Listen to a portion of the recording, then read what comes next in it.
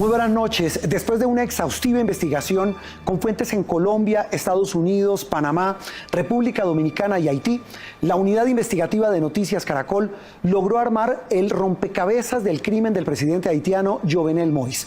Uno de los hallazgos más explosivos tiene que ver con este hombre, el que ustedes ven aquí en la pantalla, el actual primer ministro de Haití, Claude Joseph, quien según los indicios de las autoridades de Haití y del FBI de Estados Unidos, sería el autor intelectual del magnicidio. Me acompaña Ricardo Calderón, editor de la unidad investigativa de Noticias Caracol. Ricardo, muy buenas noches. ¿Y cómo se llega a una conclusión tan grave? Juan Roberto, este rompecabezas se armó a partir de los testimonios de 3 colombianos, los hermanos Germán Alejandro y Jonathan Rivera, y un soldado retirado del ejército. A partir de estas declaraciones fue posible unir las piezas de un plan criminal que tiene al país del Caribe en una seria crisis política. Empecemos la historia de la forma como se habría fraguado el magnicidio. El magnicidio de Jovenel Moïse comenzó a planearse en noviembre de 2020 en este edificio, la sede de CTU Security en Miami.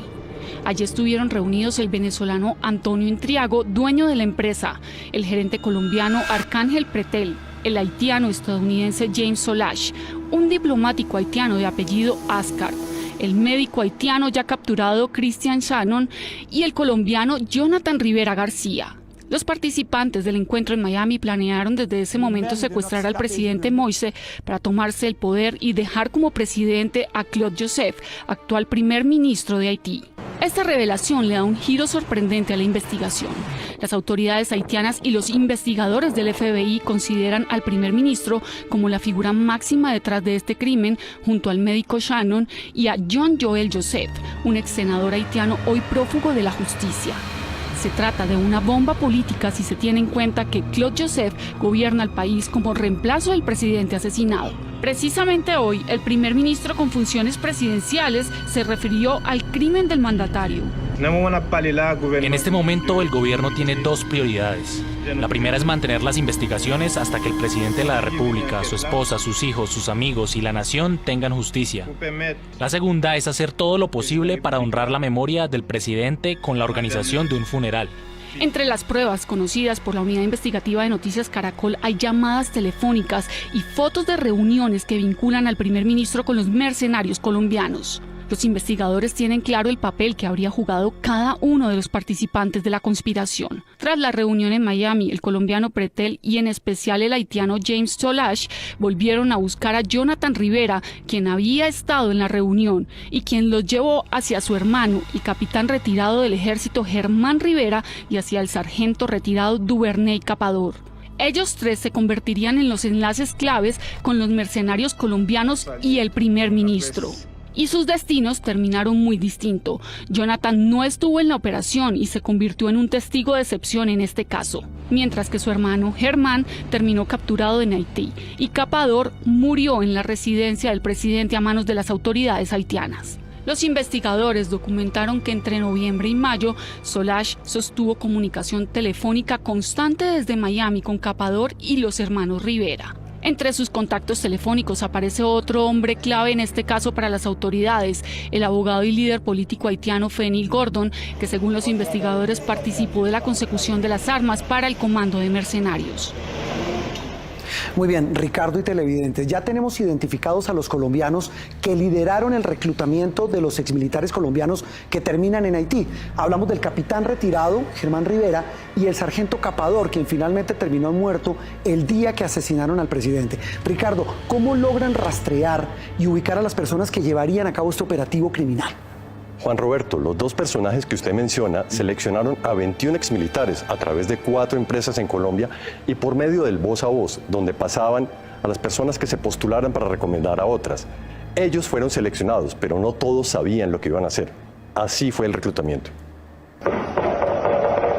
La empresa desde la que se habría organizado el magnicidio es CTU, con sede en Miami.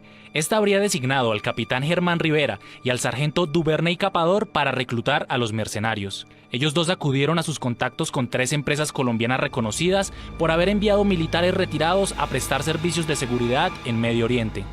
Noticias Caracol se abstiene de revelar los nombres de estas empresas para no entorpecer la investigación en Colombia, pero la unidad investigativa rastreó los movimientos financieros de una de estas compañías y encontró movimientos por casi 700 millones de pesos, inusuales para sus negocios normales durante los 2 meses previos al magnicidio. Los investigadores también le siguen el rastro a una multinacional británica, uno de los jugadores más grandes del mundo en el mercado de los servicios de seguridad, y a sus representantes en Colombia, por su papel en el reclutamiento. Entre Capador, Rivera y estas empresas habrían contactado al menos a 200 militares retirados en Colombia para ofrecerles un trabajo en el Caribe. Mire, yo ya estaba todo listo, mire, esta es la maleta mía con el pasaporte. Por diferentes razones, la mayoría rechazó la propuesta. Me dijo que estuviera por ahí pendiente porque había un trabajo en el exterior y que estuviera pendiente, que sacara el pasaporte. De pronto lo necesitaba, que a cualquier momento me llamaba para ser requerido. Yo estaba preparándome, pues ellos dijeron que ellos seleccionaban los primeros y el segundo vuelo ya íbamos los otros. En mayo, los reclutadores ya habían logrado armar su escuadrón de 21 retirados, entre oficiales, suboficiales y soldados, la mayoría de ellos con entrenamiento de lanceros y fuerzas especiales. Estos fueron los que viajaron a Haití, y de este grupo, solo 7 conocían el verdadero objetivo de la misión hasta ese momento: secuestrar al presidente Moise. Y llegó finalmente, Ricardo y televidentes, el día del golpe final, el asesinato del presidente Jovenel Moïse el pasado 7 de julio. Ricardo, ¿qué dicen estos delatores de los que ustedes han hablado frente a la participación del primer ministro Claude Joseph en el magnicidio? Juan Roberto, al menos 3 de los colombianos contaron detalles de las reuniones que sostuvieron con el alto funcionario del gobierno y con otros dirigentes políticos en Puerto Príncipe los días previos del atentado. Aquí les tenemos el día a día de la fase final de la operación criminal contra el mandatario de los haitianos. El 6 de mayo, 2 meses antes del magnicidio, la operación se puso en marcha. El sargento Duvernay Capador, los hermanos Germán y Jonathan Rivera, y un amigo de ellos, el piloto y policía retirado Ronald Ramírez, salieron del aeropuerto El Dorado hacia Ciudad de Panamá, en el vuelo CM-877 de Copa Airlines. Noticias Caracol conoció en exclusiva estas imágenes que prueban su tránsito por el aeropuerto Tocumen de la capital panameña, donde abordaron el vuelo CM-107 con destino a Santo Domingo, la capital de República Dominicana. De acuerdo con los testimonios de los hermanos Rivera, ese mismo día el grupo se encontró en Santo Domingo con un diplomático haitiano de apellido Ascart, el mismo que habría estado en una reunión en Miami 6 meses atrás, donde se empezó a planear el magnicidio. El funcionario se encargó de gestionar rápidamente las visas para entrar a Haití de estos 4 colombianos. 4 días después, esta avanzada de los mercenarios colombianos vuela hacia Puerto Príncipe, la capital haitiana, y se encuentra con el médico Christian Sanon, uno de los conspiradores ya capturados. Se alojan en una casa en el sur de la ciudad, muy cerca de la embajada de Alemania, y también en inmediaciones de la residencia del presidente. En este punto, de acuerdo con las declaraciones de los hermanos Rivera, habrían ocurrido varias reuniones con miembros del Tribunal Supremo de Justicia de Haití y políticos del más alto nivel, entre ellos el ex senador y hoy fugitivo John Joel Joseph, a quien los colombianos conocían como Triple J. De acuerdo a las declaraciones, el encuentro más relevante fue con el primer ministro Claude Joseph. Los hermanos Rivera le dijeron a los investigadores que el primer ministro les informó de un nuevo plan. Ya no secuestrarían al presidente, debían asesinarlo. Según los testimonios, les aseguró que él sería el nuevo presidente y que desde ese cargo les aseguraría protección y trabajo.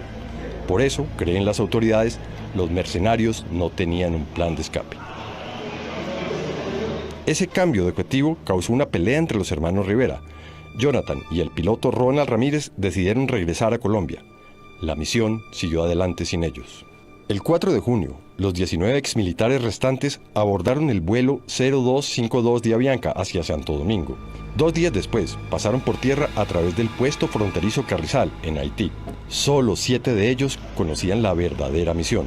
Para los demás, la tarea consistía en brindar seguridad al gobierno. Durante 4 semanas ajustaron los detalles finales de la misión.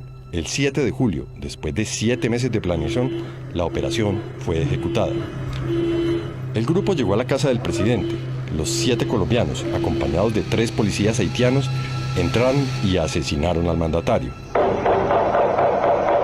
Según los testigos, ellos habrían sido Carlos Guerrero, Mauricio Romero, Duvernay Capador, Juan Carlos Yepes, Manuel Grosso, Neil Durán y Naiser Franco. Los demás, incluido el capitán Rivera, se quedaron prestando seguridad en las afueras mientras se ejecutaba el magnicidio. Recuerda que tu opinión es muy importante para este canal.